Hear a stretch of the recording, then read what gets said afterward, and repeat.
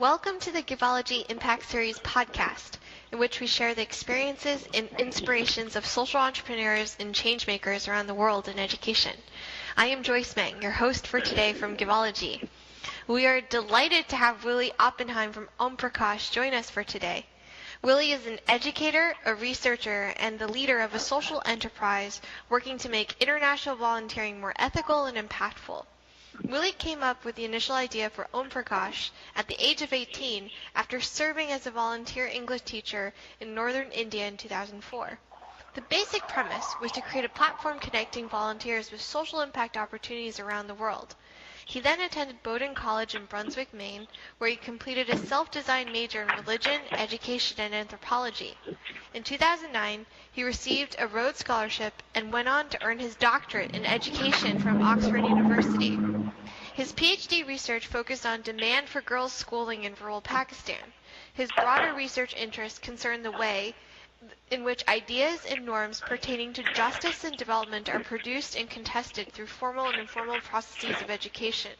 Willy has worked in classrooms in the United States, India, Pakistan, and China, and in the wilderness as a faculty member of the National Outdoor Leadership School. He currently teaches at the University of Washington and continues to lead Omprakash's newest initiative, Omprakash Edge, which is an online pre-departure volunteer training program intended to help university students enrich their international learning and impact. When not engaged in his teaching, his educational research, or his leadership of Omprakash, Willy enjoys rock climbing, telemark skiing, playing guitar, and baking bread. Welcome, Willy, to our podcast series. Thank you so much for taking the time to speak with us today. Joyce, thank you so much for having me, and I must say, thank you for reading out my very lengthy bio. I appreciate it. Now, you've done so many interesting things. We'd love to hear more. Can you talk a little bit about some of the key accomplishments of Omprakash over the last decade? Sure, I would love to.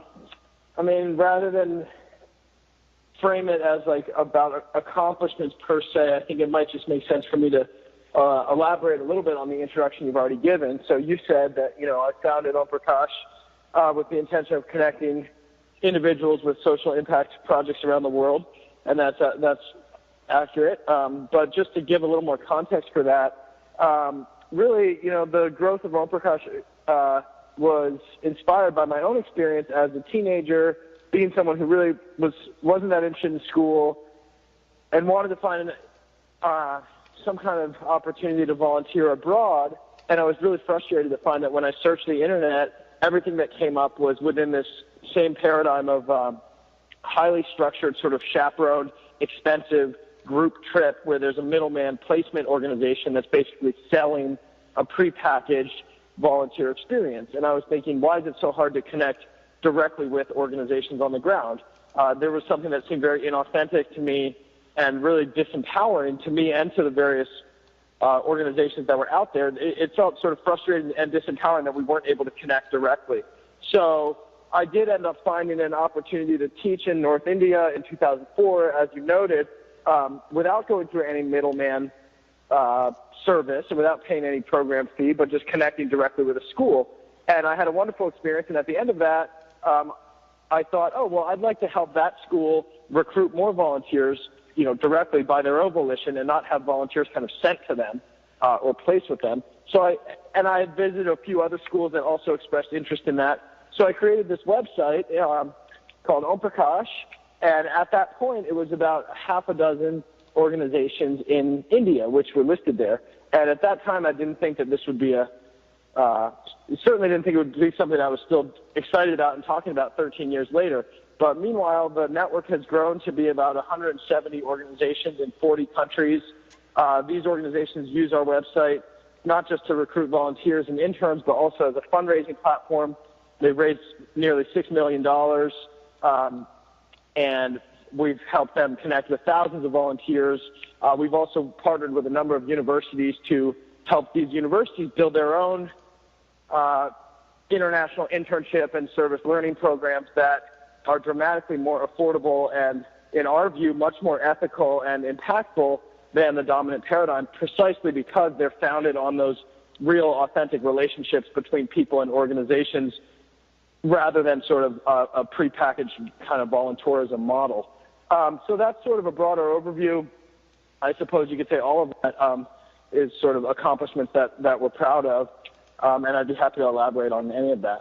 Great. No, that's really incredible. And today's podcast series, goes along the theme of trying to understand how different organizations measure impact. When you think about Omprakash and the work that it's delivered, what are some of the key qualitative and quantitative metrics that you use to assess whether you're meeting your mission? That's a great question. So there's a wide range of different things that we can measure, and I'll talk about those in a moment. But as a mentor of mine once said with regard to educational research more broadly, and I should say as an aside that fundamentally I think of Omprakash as an educational organization. But as this mentor once said to me, because we cannot measure what we care about, we end up just caring about what we can measure. And his point was with reference to the sort of over fetishization of standardized test scores and so on and so forth in education. But I think that's really a important point more broadly. And so I think about that quite often. And I'll tell you what I mean by that in a moment. But so to start with, I can tell you the easy things to measure. We look at the growth of our network in terms of total number of partners, partner organizations, volunteers, and donors. We look at the number of applications that volunteers submit to our partners and the number of, the frequency with which partners accept those applications, because that is a pretty good indicator of sort of the quality of volunteer traffic. In other words, if we had thousands of volunteers coming to the site and applying to work with our partners, but partners never accepted their applications, then that wouldn't really count for much. So we can measure total traffic. We can measure the sort of acceptance rate. We can also, of course, measure like the volume of donations that are funneled towards partners. We're proud of all of that, but again, that sort of, in a sense, only scratches the surface of getting towards what we're really trying to achieve in terms of deeper social change and really raising consciousness. So for that kind of stuff, we start to look more at the qualitative data, specifically around what volunteers are saying and what our partners are saying as well. But in particular, volunteers, what they're saying as they learn when they go through our pre-departure training program and as they go through, and most of our volunteers at the same time that they're working with our partners, they're also conducting research about the core social issues that our partners are addressing. And so what's really a great indicator for us of our overall success, but is not easily quantified, is like when we see someone who maybe starts out in the pre-departure classroom saying somewhat naive things, often echoing some sort of paternalistic neo-colonial narratives of, oh, I'm excited to go to such and such country and help the poor people there. But then they end up really reflecting and acknowledging some of their own privilege and acknowledging some of the deeper causes of whatever issue they might be addressing. So it's no longer just about, oh, these people are illiterate and I'm excited to go teach them English or something, but rather there's a deliberate acknowledgement by the volunteer and a sort of documentation of, let's say, for example, oh, these people are illiterate because the education system in this country is severely underfunded because the government has been pressured by multinational agencies to withdraw public funding from the education sector because this is what happened in the 1980s with structural adjustment and so on and so forth. So when we see that sort of really nuanced analysis from our volunteers, that's a much less easily quantifiable, but a much more powerful indicator of the types of learning and transformation that we're helping to facilitate. Mm-hmm.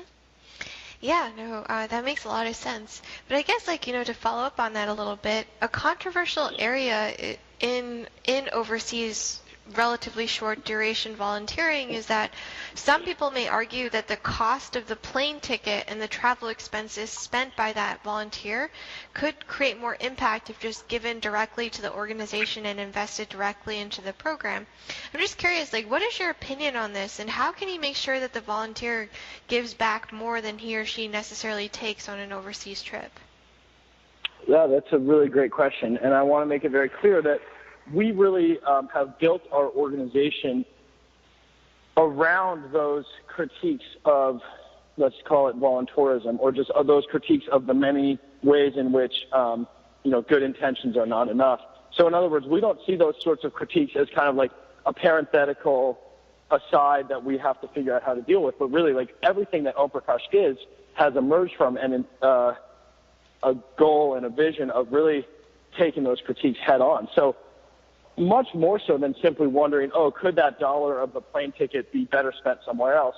I'll comment on that in a moment, but I would say more generally, we are acutely aware of the fact that someone going abroad with the intention of helping, or for that matter, someone, going to the other side of the city where they live with the intention of helping is really meaningless. Like simply wanting to help and considering yourself a nice, generous person is fundamentally useless if you're not also working towards a deeper understanding of the actual issue that you're trying to trying to solve, and the ways in which you might actually be implicated in creating that issue. So just to give a simple example, it's like rather than romanticize, if only they didn't buy a plane ticket and they gave that money to the charity, we can also just look at that and say, well, what if they did give the money to the charity? They give money to a, anti-climate change organization rather than pay for a plane ticket to fly and, visit the rainforest or whatever that's being cut down. But then meanwhile, in every day of their life, they continue driving a car that emits a lot of CO2 and not being politically engaged and sort of voting or advocating for legislation that seeks to disincentivize CO2 emissions and so on and so forth. Like even in that case of the person who said, I'm not going to fly around the world, instead I'm just going to donate my money, you can still say that donation is somewhat meaningless compared to what the potential impact could be of an actual change in behavior and an actual sort of change in consciousness and political engagement. And so my point is that the opportunity cost, so to speak, of spending $1,000 on a plane ticket, we can't only ask, what if they spent that $1,000 on giving directly? Somehow that would be immediately better. I think the bigger question is, what is the most possible impact that $1,000 can have on, the world, let's say? And I suppose you could say our wager, our hope, is that $1,000 pays off not simply because the impact of that volunteer during their relatively short-term trip is somehow going to be greater than the impact that they would have had, or that the $1,000 would have had at the organization. I think that's the wrong calculus. The broader question is, what is the impact that $1,000 will have on that volunteer's entire life as an engaged and more conscious citizen and advocate? And I'm not claiming that we hit that exactly right each time, but I'm saying that's the way we're doing that calculation, is saying not just like, that $1,000 could have paid for, 1,000 school lunches. Well, it's like, even so, that's still somewhat short-term and superficial, but if instead it can inspire that person to, campaign on a lifelong, over the lifelong duration for social justice in various ways, then to me that's money very well spent. So that may seem like a convoluted answer, but bottom line is there's oftentimes no counterfactual, so it's very hard to sort of determine, could this money have been better spent some other way? That's a hypothetical. It's very hard to actually measure that. But what I will say is we think of the potential outcome as much greater than, this volunteer was able to help this many people during their time abroad. It's a much larger question of an investment in their education. And so to say one more thing in that point, again, going back to this kind of mantra of fundamentally Omprakash is about raising consciousness and it's an educational organization. I mean, you could extend that same logic by saying, geez, look at all the money that we spend in the United States paying for college each year. Wouldn't it just be so much better to take all that money and give it to people who are hungry or who are homeless or whatever? Now, don't get me wrong. Maybe in some cases it would. I think a lot of people don't get very good value for what they paid for college. But I think the natural answer to that question would be, look, the reason that it makes sense for a given university or a given family to pay tens of thousands of dollars to send their child to college is that hopefully not just that, oh, that's going to pay off in future earnings for that individual, but that is going to pay off in that that individual will become a more engaged and capable and compassionate and caring and competent citizen of the world. And I mean, if we can't believe in that, then essentially what we're concluding is that any investment in education is fundamentally selfish, and I choose not to believe that, you know. And there are some ways we can quantify that, you know, those returns to education on the sort of individual versus social level, but there are other ways that that's extremely difficult to quantify. But just intuitively, it makes sense that, you know, having a well-educated populace is good for society, not just good for those individuals. Mm-hmm. Yeah, no, that makes a lot of sense. And absolutely, like, if a volunteer goes abroad and it changes his or her perspective and fundamentally throughout the life results in more activism or more social consciousness or actions taken, no, I completely agree with that.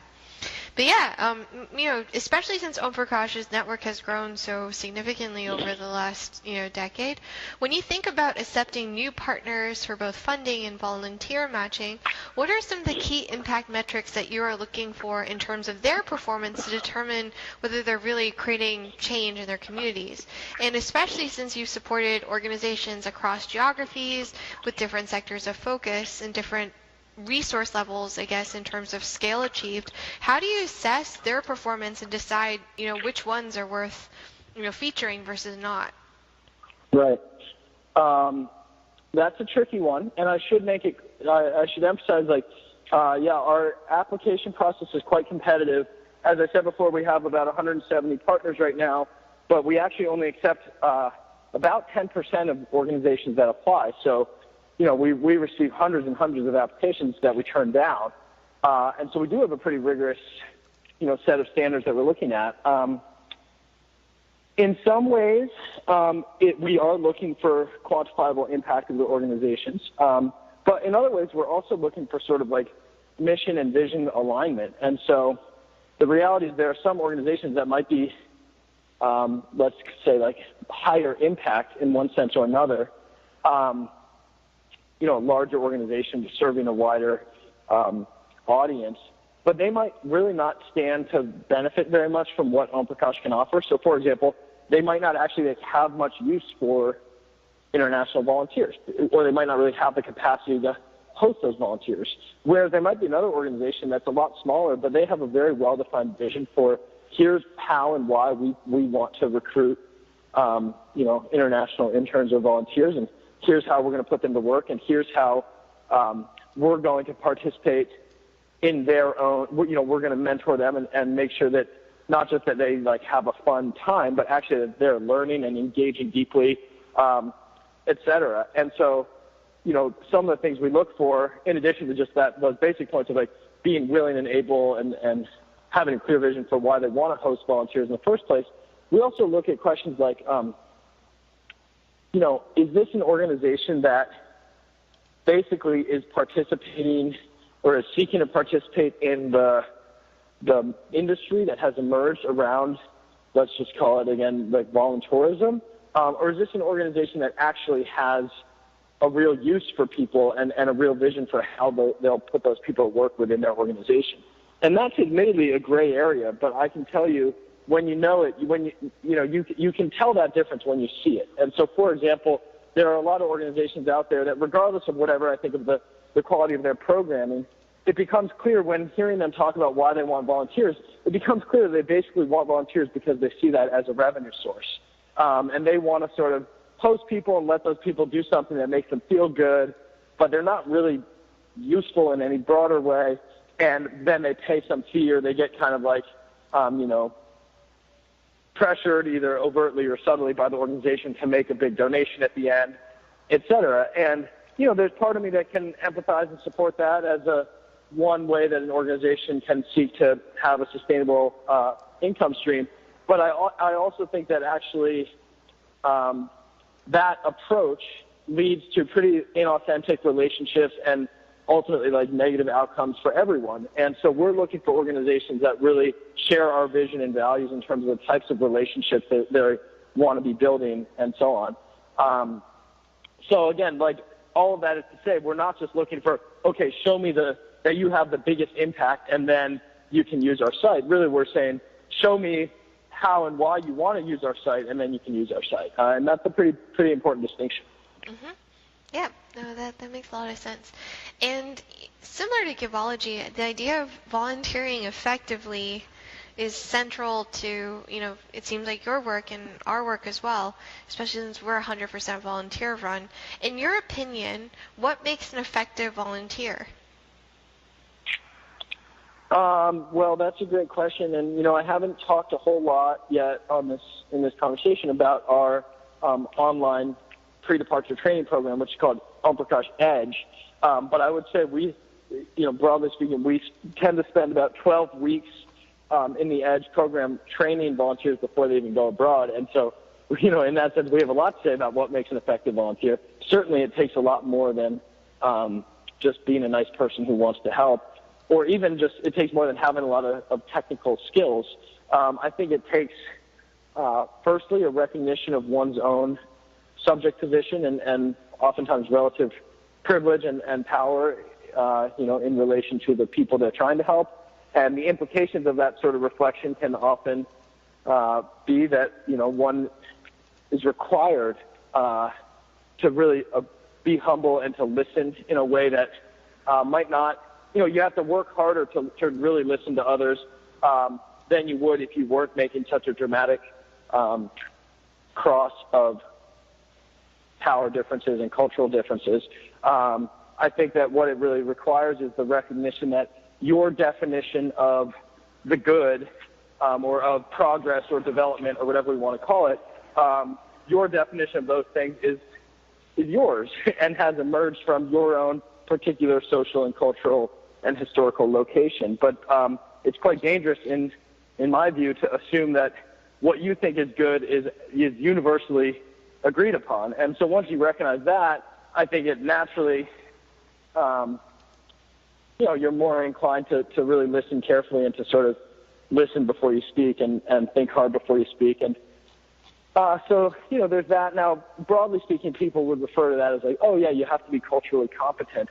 But I actually don't really like that term because oftentimes that term is used in a sort of checklist kind of way of like, okay, yeah, make sure you just do the cultural competence workshop and then, you've checked that box. And, make sure, if you're a woman that you don't like wear a short skirt. And, these things that are true, I don't disagree, but it's just a somewhat superficial notion of what it means to be culturally competent. And I would say, coming from the standpoint of anthropology, like, in a certain sense, like, all of us are fundamentally culturally incompetent, and we are always viewing the world through the lenses of our own grinding, as one particular anthropologist once said, Clifford Geertz. But, like, the point being, it's not about saying, oh, yeah, just, like, take this workshop and then you can set aside your bias, but rather it's about saying, hey, if you spend enough time, you can at least recognize how biased you are.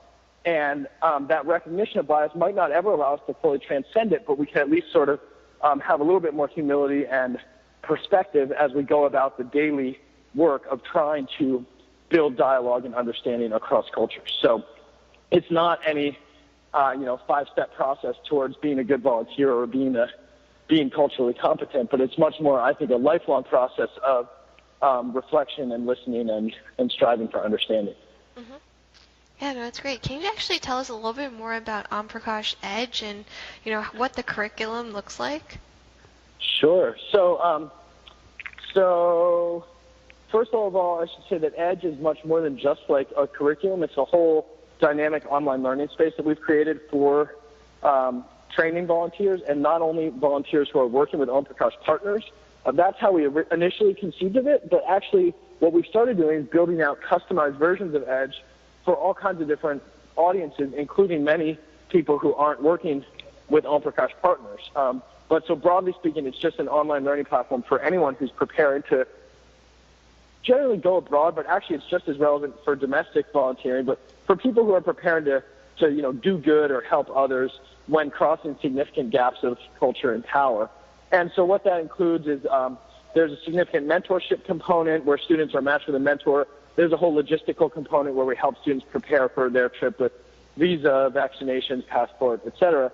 But then, the real core of the EDGE program is the pre-departure curriculum and then the way that dovetails into an ongoing research project. And so the pre-departure curriculum typically involves 3 stages, and we do customize this for different audiences. But the first stage is reflection on one's own subject position, one's assumptions. Essentially, we're asking people, so why do you want to volunteer? You know, how much of this is about just putting something on your resume? How much of this is about just feeling good about yourself, or in some ways like trying to, you know, let yourself off the hook for your own privilege, et cetera. So we really encourage that reflection. And then the middle section is about understanding the context that you're preparing to enter. And that's true in a local and regional sense, but it's also true in a global sense of like, let's get some conversation going about the current context of global economic inequality and environmental inequality. And let's understand some of the major discussions going on in the field of development studies or whatever it may be, but the different perspectives about what should be the role of the government and what should be the role of the market and what should be the role of the third sector and so on in promoting social welfare around the world. And how do we measure that in the first place? Is this about the, increasing GDP, or is this about the Human Development Index, or what is this, the Gender Development Index, or, what are the blind spots of all of these different metrics, et cetera? So we're giving people this kind of broad, you can almost call it like a crash course in development studies. And then the third segment of the pre-departure curriculum, we start to teach students some qualitative research methods and methodologies with the hope that ultimately we're inspiring students to recognize that the most transformative thing they can do is not go abroad and help someone in some sort of superficial and probably patronizing way, but it's actually to go abroad and learn and really learn deeply, not to learn in some, again, superficial way of like, oh, I learned the national anthem of such and such country, but really to learn what are the deeper causes and what are different for the divergent perspectives about this particular social issue. And so we're giving students the methodological skills so that they can go abroad and not just kind of keep a blog about here's what I ate for breakfast today, but keep a blog, we call it a record of perspectives actually, where they are essentially assuming the role of a qualitative researcher day in and day out and documenting what is going on in the day-to-day, in the health clinic, in the school, in the library, in the sports program, whatever it may be where they're working, documenting the perspectives of, sure, the organizational director, but also the various beneficiaries of the organization and the person who, sweeps the floors at the organization, and really trying to build a really nuanced and sort of polyvocal picture of or depiction of what is going on in that place, so that at the end of all this, so that's the pre-departure training, and then they go abroad and they do that. They build this record of perspectives, which you can sort of think of as like a digital research repository with photos, text, oral narratives, etc. And so then, ideally, they come home and they don't just say, "Oh, it was so great. My $1,000 plane ticket was worth it because I helped these students. I taught them English for 2 months or whatever." But rather, they say, "Wow, it was so worth it because look how much I learned, and I've now like sort of built this." They synthesize that into a final capstone project, which can take many forms, but ultimately it becomes sort of a tool for further advocacy and learning, and they share that final product with their host organization and with future volunteers and so on. And again, that's where that sort of return on investment of their plane ticket really comes in, is not like how many people they help, but is how much they've learned and how much they're able, with the support of Omprakash, to sort of share that learning with a broader audience who can be inspired by it and, use that to inform future action of their own. Yeah, well, that makes a lot of sense. And so that's, so the EDGE program sort of enables all of that from start to finish, beginning with the logistics and the mentorship, but then really all the way through the training and the research and the showcasing of the work at the end. Mm-hmm. Yep. And my last question is, what are your objectives for Omprakash in the next 5 years to come, and some of your biggest opportunities and challenges ahead? Well, I mentioned this a little bit, but we're partnering a lot with universities right now, and so we are basically working with universities to help them build their own programs around the model that I just described. And so to put that more boldly, we want to reshape what quote-unquote global engagement looks like in higher education in the United States, but also around the world. And this isn't exclusively limited to higher education. We want to do the same thing ultimately, at the secondary level and, for graduate students or whatever it may be. But in particular right now, I just think just to make the problem feel a little more kind of contained, if you look at the mission statement of every university in the United States, I guarantee you will find some sort of lip service paid to the idea of, creating global citizens or preparing people for, a global economy or whatever it may be. And frankly, I think that very often the universities are quite limited in their ability to do that, especially in their ability to do that in a way that is accessible to all students. And it's precisely because of the same dominant paradigm that I mentioned before of typically, when most institutions or individuals are looking for these international volunteering or service learning opportunities, they're constrained to this kind of expensive chaperone group trip model. And so we really want to transform that paradigm and make this sort of immersive global experience with really deep critical reflection. We want to make that accessible to everyone, and we want to make that sort of fundamental to what it means to be, let's say a college graduate, or just to be someone who has gained a quote-unquote global experience in the United States and beyond. So that feels like a pretty bold and exciting goal. Right now we're working with about 10 universities, but there are thousands more that we'd like to be working with. And then beyond universities, I could really say pretty much the exact same thing for various different nonprofit scholarship programs and so on and so forth. But pretty much any, the many different institutions and organizations that are out there and are saying, oh, we're trying to kind of create the next generation of global citizens who understand global problems and so on and so forth. And we do that by facilitating international travel and service. We really believe that we've come up with a model for making that kind of thing more ethical, more affordable, and more impactful. And so we want to expand that as broadly as we can. Obviously, a huge part of that is also not just about benefiting the students who participate, but it's about benefiting the partner organizations in our network who I think have just as much to gain from the services we offer. So, there are a million different things that make that very challenging, not the least of which is that there's a lot of sort of inertia around the type of programming I just described, and there are a lot of people with vested interests, whether that's faculty members or donors or whatever. But, when you approach a university and you say, hey, with all due respect, I think the way you're currently doing things is not very good, and I think we can help you make it better. Sometimes, people respond well to that, and sometimes I'm able to obviously make a slightly more compelling sales pitch than that. But other times, we just get sort of stonewalled because there's a lot of ego involved and a lot of people who say, no, this is already the way we're doing it. And frankly, why should we do it differently? Our alumni love it. Our donors love it. There's this, as I said, there's this kind of inertia around the fact that, and a lot of it does get back to your theme of sort of metrics, but frankly, a lot of people out there, all the way up to university presidents and deans and provosts and whatever, they basically are saying, we want to have the greatest number of students go to the greatest number of countries, next year. And these broader questions about what kind of work are they really doing and what are they actually learning, those questions are not being asked very often. And so it's hard to convince someone to change when in their mind there's not a problem, But in our mind, a university that says, oh, we're so proud, 50 of our students did an international, or 500 of our students did an international volunteer trip last year. There are a lot of people, both within the university and beyond it, who would say, oh, that's so great, that's so amazing.